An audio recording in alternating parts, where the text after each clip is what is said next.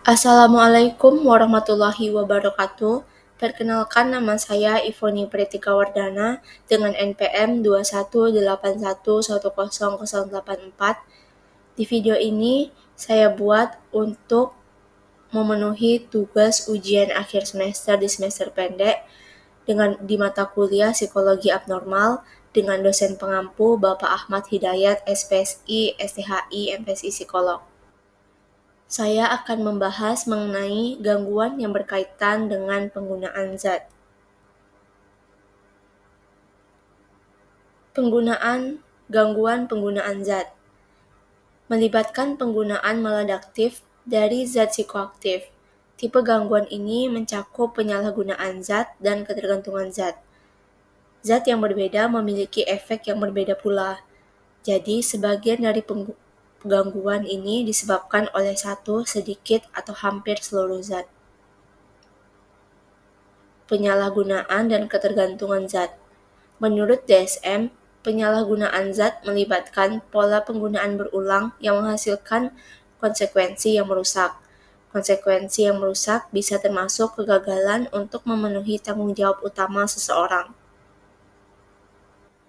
Menempatkan diri dalam situasi di mana penggunaan zat secara fisik berbahaya terhadap langsung dengan masalah hukum berulang kali meningkat karena penggunaan obat memiliki masalah sosial atau interpersonal yang kerap muncul karena penggunaan zat. Saat orang berulang kali bolos sekolah atau bolos kerja karena mereka mabuk atau tertidur, perilaku mereka cocok dengan definisi penyalahgunaan zat. Penyalahgunaan zat dapat berlangsung untuk periode waktu yang panjang dan meningkat menjadi ketergantungan zat. Tipe gangguan penggunaan obat yang lebih parah, di mana penyalahgunaan diasosiasikan dengan tanda-tanda fisiologis, ketergantungan atau penggunaan kompulsif dari suatu zat. Obat-obat yang disalahgunakan. Di sini teman-teman akan menanyakan apa itu depresan, stimulan dengan halusinogen. Saya akan menjelaskannya. Depresan itu adalah obat yang menurunkan atau mengurangi aktivitas di sistem saraf. Dan apa itu stimulan? Stimulan itu meningkatkan aktivitas sistem saraf. Yang terakhir, halusinogen. Halusinogen adalah obat yang mengubah persepsi sensori dan dapat menyebabkan halusinasi. Dan berikut adalah beberapa obat yang banyak disalahgunakan. Yang pertama itu ada depresan. Depresan ini adalah obat yang menghambat atau mengekang aktivitas sistem saraf pusat. Obat tersebut mengurangi perasaan tegang dan cemas, menyebabkan gerakan kita menjadi lebih lambat, dan merusak proses kognitif kita dalam dosis yang tinggi. Depresan dapat menahan fungsi vital dan menyebabkan kematian. Berikutnya ada alkohol. Alkohol ini digolongkan sebagai obat depresan karena efek biokimianya serupa dengan golongan obat penenang minor lainnya. Benzodiazepin yang termasuk obat diazepam yang terkenal itu Valium, dan klordiazepoksida yang terkenal itu Librium. Kita dapat menggunakan alkohol sebagai tipe obat yang penenang yang dapat dibeli tanpa resep dokter. Yang ketiga itu ada barbiturat. Barbiturat seperti amobarbital, pentobarbital, fenobarbital, dan secobarbital adalah depresan atau sedatif. Obat-obatan ini memiliki kegunaan medis, termasuk pengurangan kecemasan dan ketergantungan, mengurangi rasa sakit, serta penanganan epilepsi dan tekanan darah tinggi.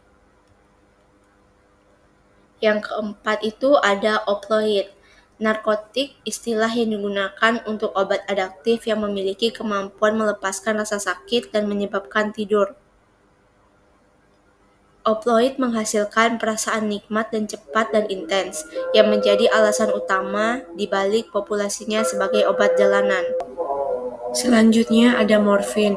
Morfin turunan opium yang kuat, digunakan secara bebas untuk mengurangi rasa sakit akibat luka.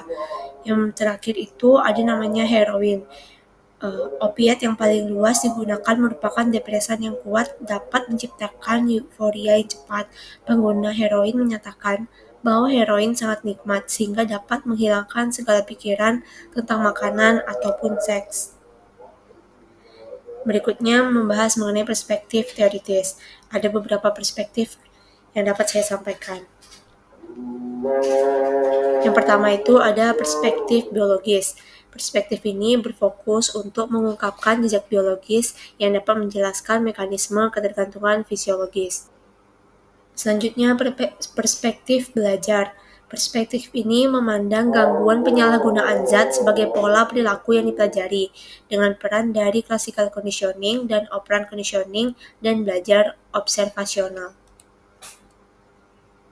Yang ketiga ada perspektif kognitif. Perspektif ini berfokus pada peran sikap keyakinan yang harapan dalam mencari penyebab penggunaan dan penyalahgunaan obat. Yang terakhir ada perspektif sosiokultural. Di perspektif ini menekankan faktor budaya, kelompok dan sosial yang mendasari pola penggunaan obat, termasuk peran tekanan teman sebaya dalam menentukan penggunaan obat pada masa remaja.